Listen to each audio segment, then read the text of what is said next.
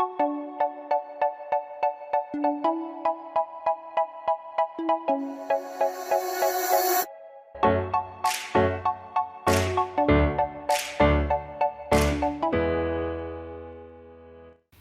aí, galerinha do oitavo ano, tudo bem?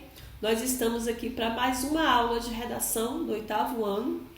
Essa aula é uma aula muito específica, é uma aula de revisão para o teste da segunda unidade de redação, cuja temática vem a ser relato de experiência.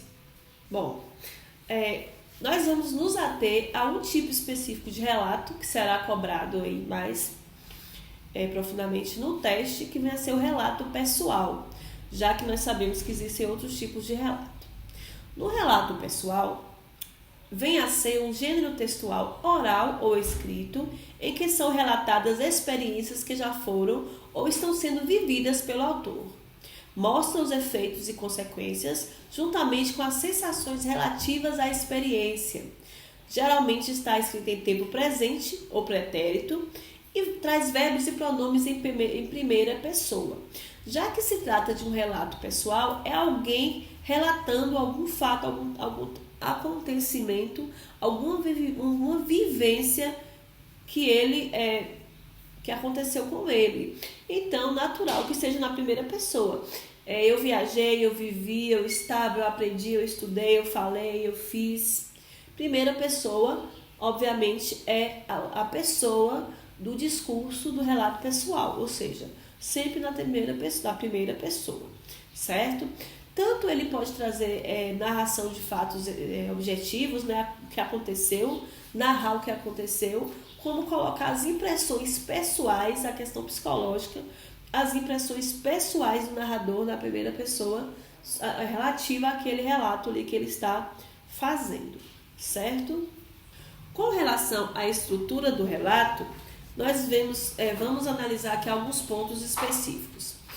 É caracterizado pela escrita de experiências vividas no passado recente, ou seja, ontem, semana passada, etc., ou no passado mais remoto, ano passado, há 5 anos. Então, assim, é importante na estrutura do relato o autor deixar claro o tempo em que o fato ocorreu, já que se trata de uma narração de algum fato específico, certo?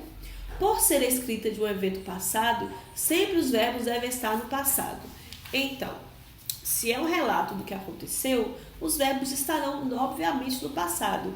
Fiz, li, ouvi, vi, vivi, andei, passei, conversei, escrevi, tudo no passado, de preferência no pretérito perfeito, certo? No relato, se prioriza as ações, o que ocorreu de fato, enquanto que uma narração prioriza também o sentimento. Quando o autor está narrando um fato, ele não se atém só a descrever as ações que aconteceram, mas ele também coloca aí a sua visão pessoal sobre essas ações, a sua percepção sobre essas ações, o que ele sentiu, o que ele percebeu, o que ele vivenciou, o que ele depreendeu daquela situação que ele está relatando. Embora com algumas diferenças da narração, a estrutura é bastante similar. Nós temos aí o espaço, o tempo e pessoas envolvidas. Só que na narração, o autor pode não estar na primeira pessoa e pode contar fatos acontecidos com terceiros. No relato pessoal, o narrador está sempre na primeira pessoa e ele retrata fatos acontecidos consigo mesmo, certo? Pelo relato ser um gênero textual de cunho pessoal, normalmente é escrito na primeira pessoa, como eu havia dito aqui. Bom, eu trouxe aqui para vocês um exemplo de relato pessoal, para a gente ler aqui. Esse texto vai estar lá nos slides para você conseguir visualizar melhor e acompanhar essa leitura. Então vamos a ele. Exemplo, discriminação, um pequeno relato pessoal. Na última sexta-feira à tarde, as letras E e R do meu teclado entraram em greve. Rapidamente, outras companheiras da mesma carreira aderiram ao movimento. Como boa direitista, demiti todas. Daí que, no único dia da semana que eu havia reservado para estudar para a prova final do curso de inglês, que aconteceria no sábado de manhã, tive que sair para comprar um teclado, sob pena de não poder trabalhar na minha tese durante todo o final de semana. expectativa que provoca uma certa fobia incontrolável em workaholics como eu. Workaholics é um tema aí utilizado para dizer sobre aquelas pessoas que são muito, que vivem muito para o trabalho, que pensam muito no trabalho, se preocupam muito com o trabalho. São os workaholics. Eu, particularmente, me encaixo um pouco nessa categoria. Então, assim, percebam que é um relato pessoal, né? Um relato de uma situação específica vivida pela autora. A gente percebe que é uma autora desse relato. Você já deve ter produzido vários relatos pessoais ao longo da sua vida e nem deve ter percebido que se trata desse gênero textual. No portfólio da primeira unidade, eu propus que os alunos criassem um relato pessoal a respeito aí do que está vivenciando, de como está sendo essa experiência aí durante esse período de pandemia, de quarentena. Vocês criaram um relato pessoal no portfólio da primeira unidade. Então, isso que é um relato pessoal. Porém, existe um gênero de um relato pessoal que muitas pessoas nem percebem que se trata disso, que vem a ser os diários pessoais. Você pode aí tanto ler esses diários pessoais que você e outras pessoas produziram, geralmente as pessoas mais velhas tinham esse hábito de escrever um diário, as pessoas das novas gerações não têm, mas você percebe aí que é um relato pessoal, né? É uma forma de escrever, de relatar o dia a dia de alguém. Você pode pesquisar na internet que você vai achar disponíveis vários diários pessoais, vários relatos pessoais para você ler, analisar.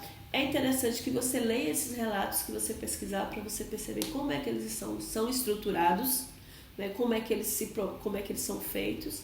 Você pode treinar aí também escrevendo os seus próprios relatos pessoais, certo? Como forma de estudar para o teste. E com relação a esse conteúdo, eu estou enviando aqui junto com essa aula uma atividade em PDF para vocês responderem sobre o relato pessoal. É uma forma de vocês estudarem para o teste da segunda unidade.